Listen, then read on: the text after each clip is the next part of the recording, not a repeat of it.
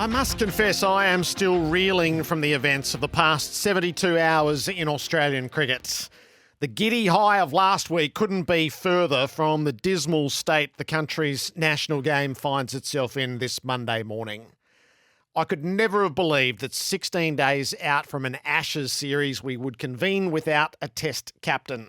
And I am still naive enough to be utterly floored by what transpired on Friday.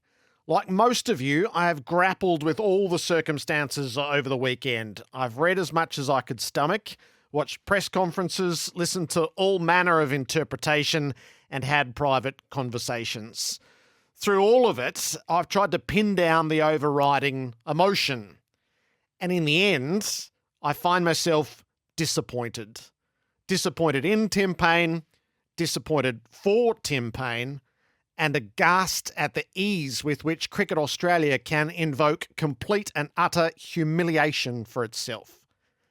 There are so many ways to come at this discussion, and at every turn there is tremendous contradiction. There's the tension point as to what represents private and consensual conduct between adults and what is unsolicited porn that warrants a complaint of sexual harassment. Today's Herald Sun reporting suggests an employee, Payne's brother-in-law no less, was removed from Cricket Tasmania for the same behaviour that drew no adverse finding for the high-profile cricketer. If you took a literal interpretation of some of what has been said, you would conclude that it's okay for a member of the Australian cricket team to send various pictures to junior staffers as long as they are not the captain. That couldn't be true, yet I swear that's been the impression. Contradictions at every turn. Back at its origins, either Paine was the beneficiary of a cover-up, or now he's the victim of double jeopardy, being tried for the same crime twice.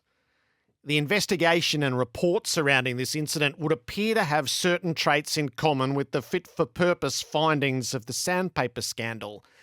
Those who have inherited the decisions and rationale are desperate to remain untainted by them and refuse to discuss the how and the why.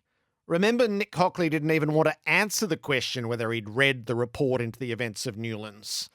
Either Hockley is the least curious man on the planet, or he knows nothing from the time would pass muster and can never be put in the public domain.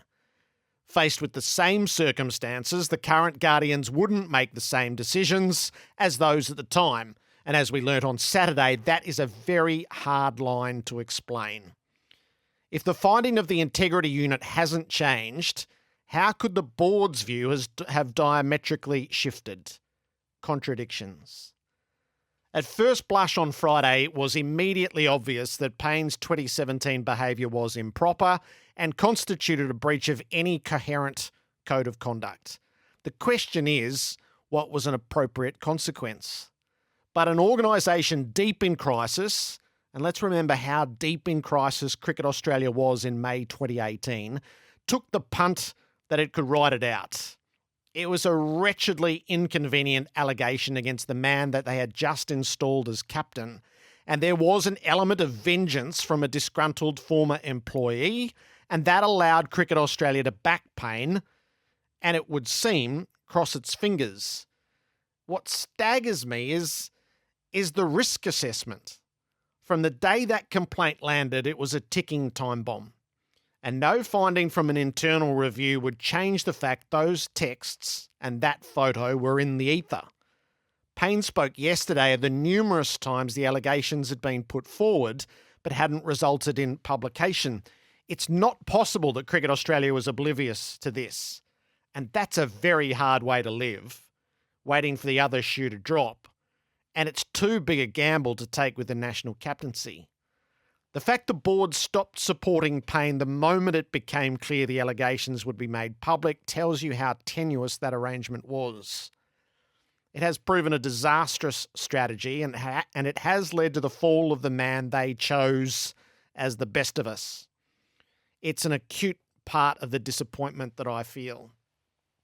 Paine rose completely to the demands of the office and the needs of the organisation he was thrust forward to lead. In the worst of circumstances, he knew what the team required and he understood what the public demanded. To suggest that was simple is to apply the arrogance of hindsight. Paine was hardly flawless, but he lived the values. And when he failed, as happened with R. Ashwin last summer, he owned his conduct and he apologised. He embodied the captaincy completely, in a different way from the best player who's ushered through the system as the chosen one, with a sense of entitlement to the inheritance of top office. The behaviour that embarrassed the office of Australian cricket came before he held the position, and at a time where he could have had no concept that he would one day be asked to assume the role. Paine wasn't a clean skin or a post boy as a rank and file player, but once he was told he had to be captain, he was an exemplary public figure. I can't help but think it's wretchedly unfair his service would end in such ignominy and embarrassment, and an embarrassment that will last.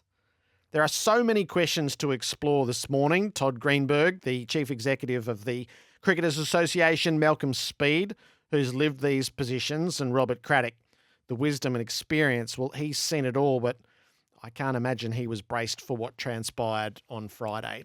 Principal among the questions is, how do you feel toward Australian cricket as we enter an Ashes summer? 1300 736 736, and you'll have your thoughts, I'm sure, 0433 98 11 16. I feel just so disappointed.